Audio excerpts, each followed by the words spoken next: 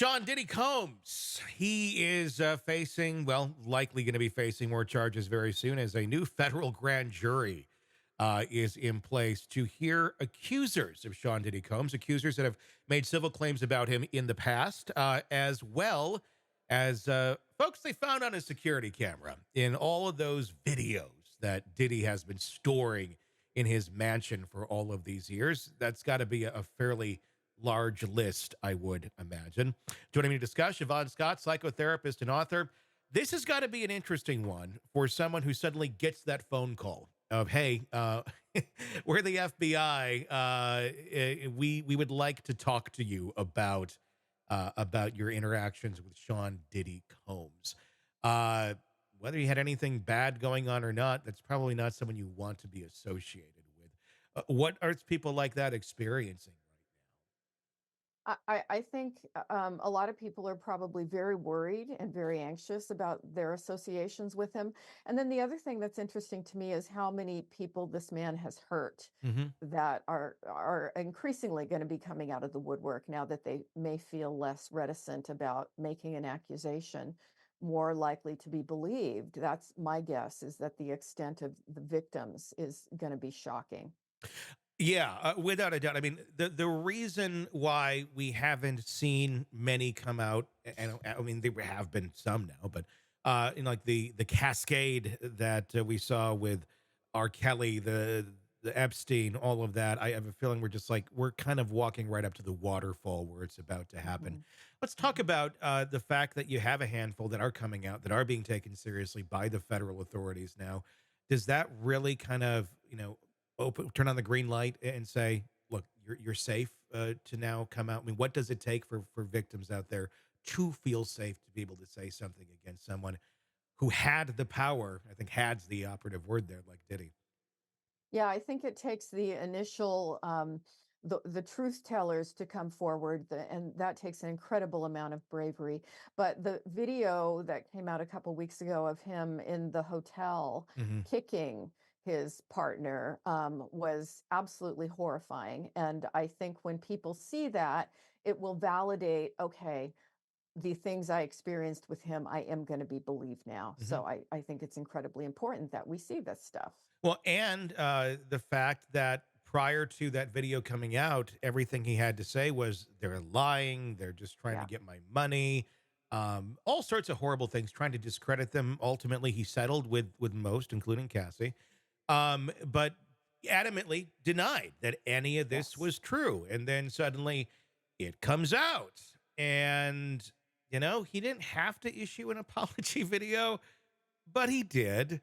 Mhm. And let's take a look at that. And I want to get your reaction on the other side about just how damning this might be, too. I mean, I hit rock bottom, but I make no excuses. My behavior on that video is inexcusable. I take full responsibility for my actions in that video. I'm disgusted. I was disgusted then when I did it. I'm disgusted now. I went and I sought out professional help. I had to go into therapy and go into rehab. Had to ask God for his mercy and grace.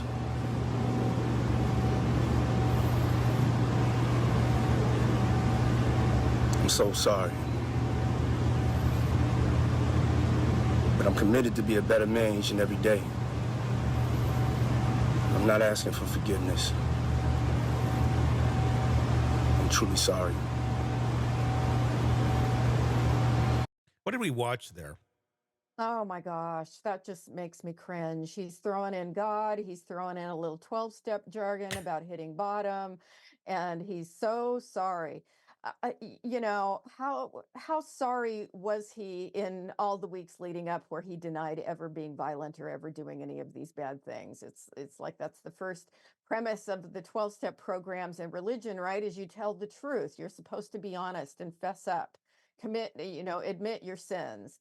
And that's not the path he's been walking. So he was caught, and this is clearly a script that he's hoping carries some kind of weight, and it doesn't. It just, yeah, made my skin crawl. Does it hurt him more? Because essentially he's admitting to everything that we saw in that video that was him. He's not saying this isn't me.